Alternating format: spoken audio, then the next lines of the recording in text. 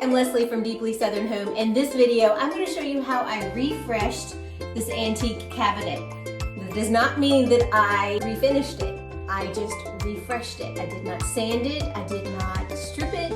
I didn't have to use any chemicals. I used one product for the top and one product for the brass. Let me walk you through it.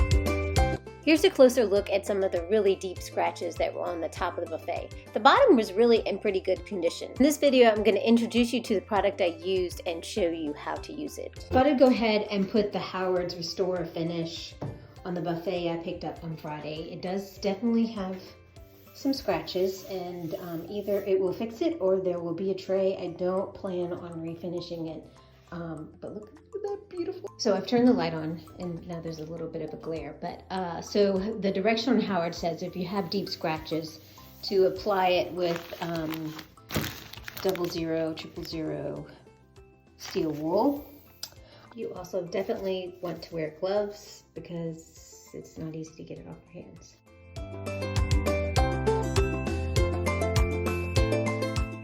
I am using ebony brown because I want it to get a little bit darker.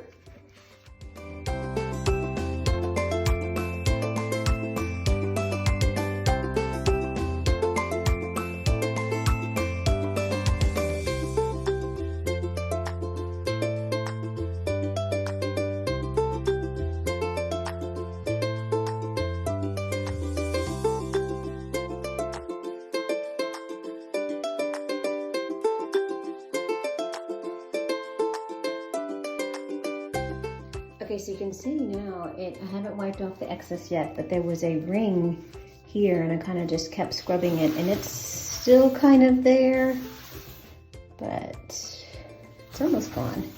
And those big scratches, you can't really see them. I'm gonna wipe off the most of the excess with this paper towel, and mainly because I forgot to get a t-shirt out of the garage first. But you can see, it's looking really good. This, you can still kind of see the scuffs, but not when you're right over it, which is good enough. Maybe one day I'll refinish it, maybe not.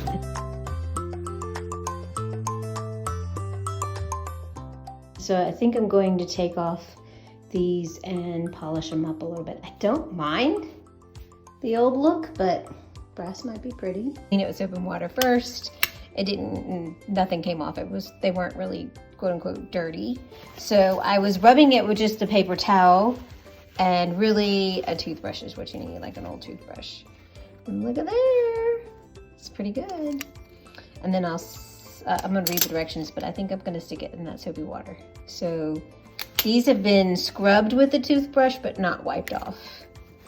And if you remember what they look like on the piece, they were really dark.